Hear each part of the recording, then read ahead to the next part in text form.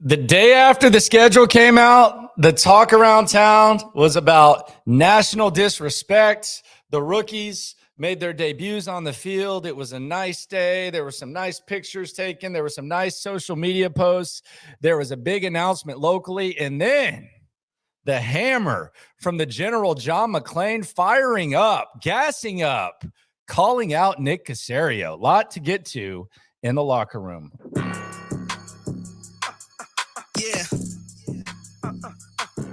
Yeah, it's the locker room on YouTube. You know what it is. Let's get it. Hey, locker room. Yeah, we in the locker room. Texas talk. Yeah, you know what we about to do. Localize every angle's what we really do. We the source. We the pulse of the city too. Landlocked. Got the game in the head. All right, so the rookies were on the field today. They made their debuts, if you will, for the Houston Texans. We got some really nice pictures. We had CJ Stroud in a Texans uniform. He was out there warming up. He was stretching next to Tank Dell, had the 713 vibe going, had some looks at Will Anderson, some of the other rookies. You got to see kind of Bobby Slowick, the dynamic of how hands-on he was. Gerard Johnson seemed to be around CJ the whole time. So it's typically just a nice day to get to see the rookies, a nice day to look ahead to the next season. I consider the schedule, the release of the schedule, to be the official start of the season. That's when you start looking ahead. And I thought this was just going to be a nice, quiet day. I didn't think there was a good chance that there was going to be like some sort of bomb dropped from the general, but I'll be damned. John McClain firing up Texans GM Nick Caserio on the station I work for, Sports Radio 610 in the Odyssey app, AUDACY. You can hear me 10 to 2 Monday through Friday on In the Loop. After me, there is a show called The Drive, normally with Clint Sterner, Ron the Show Hughley, but my man, you've seen him on this show, Brandon Scott, was in today. And he got John McClain kind of fired up. We'll hear that in a sec. But first, I want to talk about this notion that the Texans are being disrespected by not being put in prime time. If they are good, because if the Texans can, if they feel that way, then good. I don't think that they are. But if they can make this be some sort of chip on their shoulder, great. But if you're telling me, let's be real here. And this is the number one source for Texans daily digital content. So this is a Houston thing. You're telling me that if you were a TV executive and you were sitting around a table and you were trying to plan what we were going to see in primetime, and you didn't have to have every team on in primetime, you're telling me you'd want the Texans in one of those slots? Let's be real. The answer is no. Can they get to that point? Sure. But disrespect, hopefully they take it that way and they use it to motivate them. But I don't consider it disrespect. I consider it appropriate. Team that's won 7 games the last couple of years. Furthermore, I think from a competitive standpoint, the Texans' schedule is lined up about as perfect as I've seen a schedule lined up. I don't think you could ask for a better schedule. Back-to-back road games one time. Back-to-back home games. Your first 10 games, we sang this today on In the Loop. Away, home, away, home, away, home, away, home, away, home. Perfect rotation, perfect splits. I don't think it's disrespect. I really don't.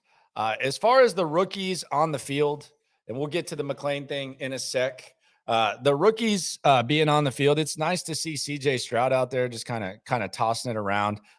Tank Dell doing his thing, looks a little small. I'm going to be out there tomorrow. I'll get to speak with Will Anderson as well as Juice Scruggs. No CJ Stroud, which is where we get to John McClain firing up old Nick Caserio. This is the general on the drive on Sports Radio 610. CJ Stroud not going to speak at the first mini camp.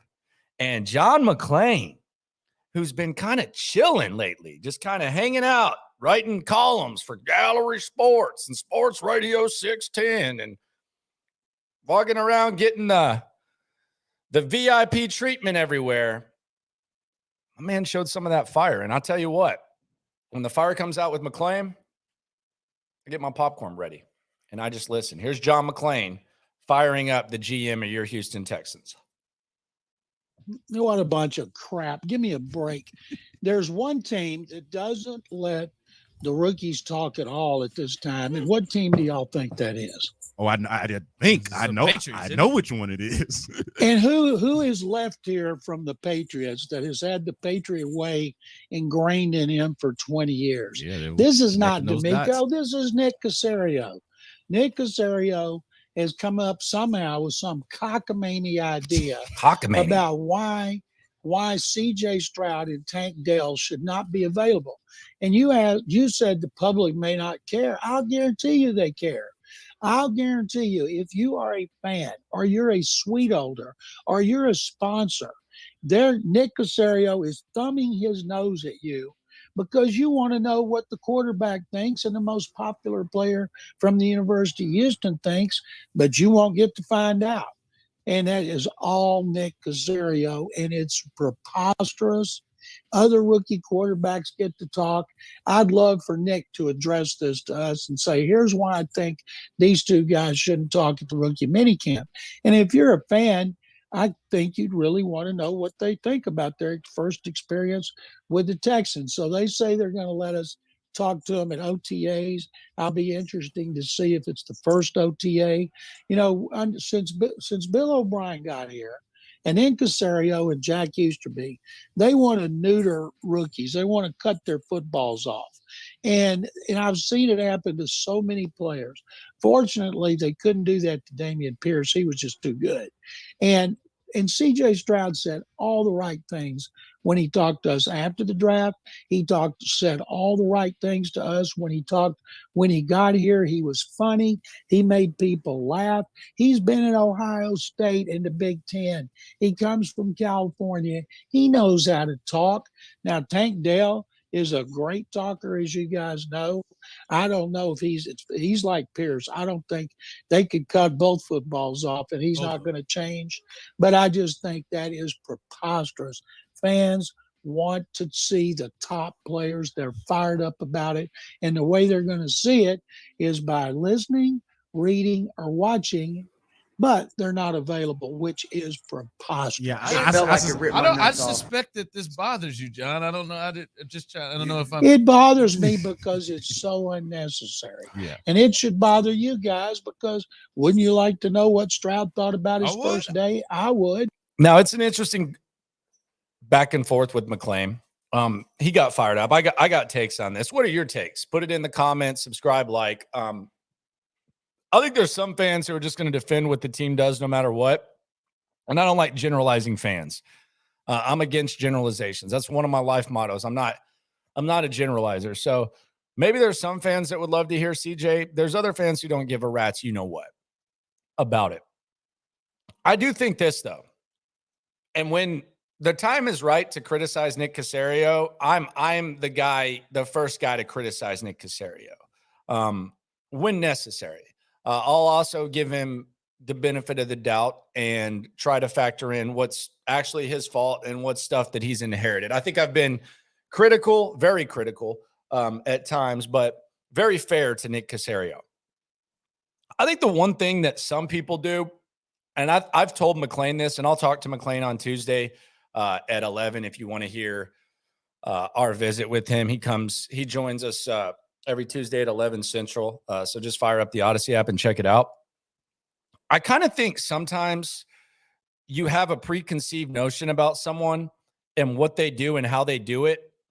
And even if their actions suggest that they don't do what you thought they would do, anytime any small thing happens, you just criticize them.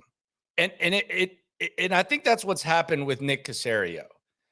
And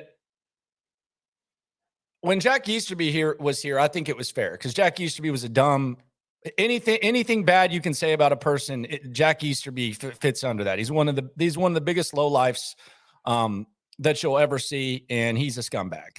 And he's a POS, person of service. And he's a fraud. And he latched on to the New England way, and he took it as far as he possibly could, which I give him respect for. But I'm saying all that to say that I don't know what Nick Caserio has done to lead you to believe that he's some sort of anal New England Patriot guy based on his actual actions. Now, the one thing that he has going against him is bringing in Rex Burkhead last year. That was goofy, because if Rex Burkhead had been a former Charger, Bengal, he wouldn't have been here last year.